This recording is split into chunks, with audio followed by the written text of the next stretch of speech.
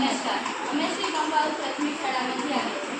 આપણે જાણીએ છીએ કે જે જગ્યાએ રેલવે અને રોડ ક્રોસ થતા હોય છે ત્યાં આગળ રેલવે ફાટક જેના સંચાલન માટે કોઈ વ્યક્તિ ત્યાં ઘણી વખત આ વ્યવસ્થામાં થતી બેદરકારીના લીધે અકસ્માત અને ખૂબ મોટા પ્રમાણમાં જાનહાનિ અને માલહાનિ છે.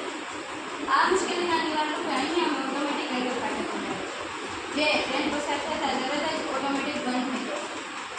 પરિણામે આપણે આ માનવ સર્જિત અકસ્માત નિવારી આ કૃતિ બનાવવા માટે અમે આ ટ્રેનને અહીં સ્ટેન્ડ પર મૂક્યું અને તેની સાથે અહીં આગળ સાયરન જોડાયું છે. અહીંથી ટ્રેન પસાર થતાં સાયરન વાગતા ફાટક રસ્તા પરથી પસાર થતા લોકો એલર્ટ બની જાય છે અને અટકી જાય છે. ત્યારબાદ ત્યાંથી ટ્રેન આગળ વધતા અહીં ટ્રેક પર આ પટ્ટી સાથે મોટર જોડે છે. આ પટ્ટી પ્રેસ થતાં સર્કિટ પૂરી થાય છે અને તેની સાથે જોડેલ મોટર ચાલુ થતાં ફાટક બંધ થાય છે, જેથી રસ્તા પરની અવરજવર અટકી જાય છે.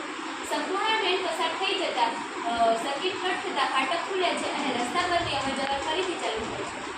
ઓટોમેટિક રેલવે ફાટકના ઉપયોગથી આપણે કર્મચારીઓને ચૂકવવી પડતી કિંમત બચત કરી શકીએ છીએ અને સાથે સાથે માનવ સર્જિત અકસ્માતથી થતા નુકસાનથી પણ બચી શકીએ છીએ. આ પ્રોજેક્ટનો મુખ્ય ફાયદો એ છે કે હાલના સમયની સૌથી મુશ્કેલ ટ્રાફિક સમસ્યાનું નિવારણ લાવી શકાય છે અને સમયની બચત કરી શકાય છે.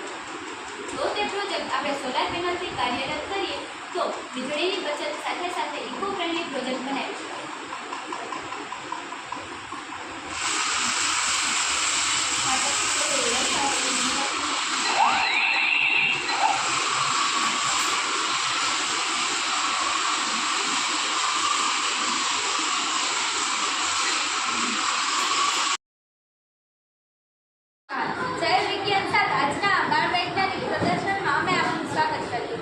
અમે શ્રી કંપાઉલ પ્રાથમિક શાળામાં અભ્યાસ કરીએ છીએ. અમારી આ કૃતિનો ઉદ્દેશ લોકોને પાક ઉત્પાદન વધારવાની સાથે સાથે જીવનમાં ઉપયોગી ટકાઉ પ્રણાલીઓથી વાકેફ કરવાનો છે. ઘણા ખેડૂતો પોતાની વાડીમાં ધાન્ય કે અનાજ પાકને બદલે ફળનું વાવેતર કરે છે. ફળોના વૃક્ષો સામાન્ય રીતે ઊંચા હોય છે. ઊંચાઈ પરથી ફળ નીચે પડવાથી આ નીચે પડેલા ફળો બરાબર પાકી શકતા નથી અને બગડી જાય છે. પરિણામે ખેડૂતોનું ઘણું નુકસાન થાય છે.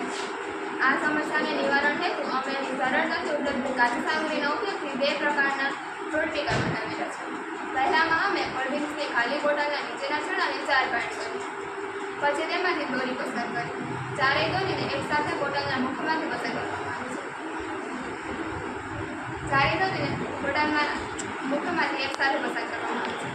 બોટલના મુખ પાસે એક લાંબો પીવીસી પાઇપ જોડો. દોરીને તેમાં એવી રીતે પસાર કરવામાં આવે છે કે જેથી દોરી ખેંચતા બોટલના 4 પાર્ટ ખુલે. તેમાં ફ્રૂટ પીકર બંધ કરી ખેંચાતા ફ્રૂટ તોડી શકાય. જો વધારે મોટા ફ્રૂટ હોય તો આ બોટલના બદલે આ જ રીતે પીવીસી પાઇપમાં ફ્રૂટ જેટલી જગ્યા કાપી ઉપર 2 તાંબાના તાર બાંધી ફ્રૂટ તોડી શકાય. આ સાધનના મુખ્ય ફાયદા: પહેલું, આ સાધન ઇકો ફ્રેન્ડલી છે. બીજું, આ સાધનની મદદથી ફ્રૂટ તોડવાથી ફ્રૂટ દબાઈ જતા નથી કે બગડતા નથી. આ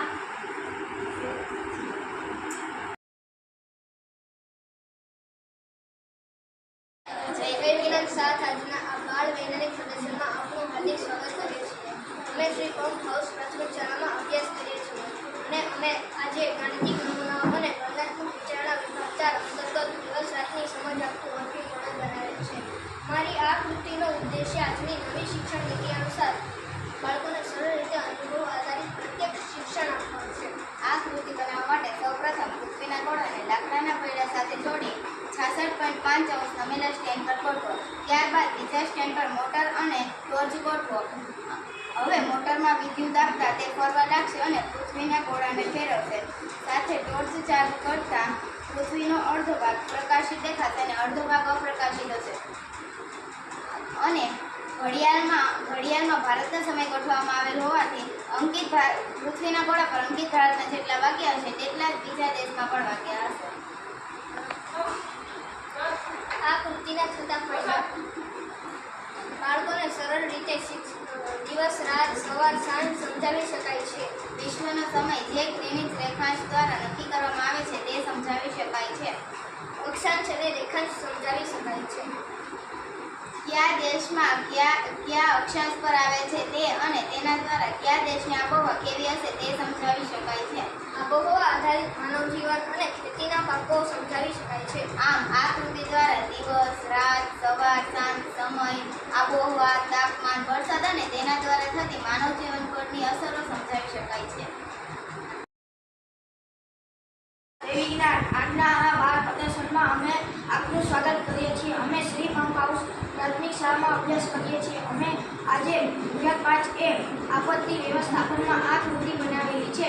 આ કૃતિનો ઉદ્દેશ ટ્રેનના ઉપયોગથી માલનો હેરફેર કે બહુમાળી મકાનમાં ફસાયેલા લોકોને બચાવ કામગીરી કરવાનો છે. આ કૃતિ બનાવવા માટે નાના મકાનથી ઊંચું સ્ટેન્ડ અને તેના ઉપર ગરગડી લગાવી દોરી વડે બાંધવું. આમ કોઈ વસ્તુ ઉંચકવી હોય ત્યારે વસ્તુ સાથે જોડી મોટર ચાલુ કરવાથી ખૂબ જ સરળતાથી વસ્તુ ઉંચકી શકાય છે. લાભાર્થ કામગીરીમાં ઝડપ આવે છે અને બહુમાળી મકાનમાં ફસાયેલા લોકોને બચાવવા માટે ખૂબ જ ઉપયોગી છે.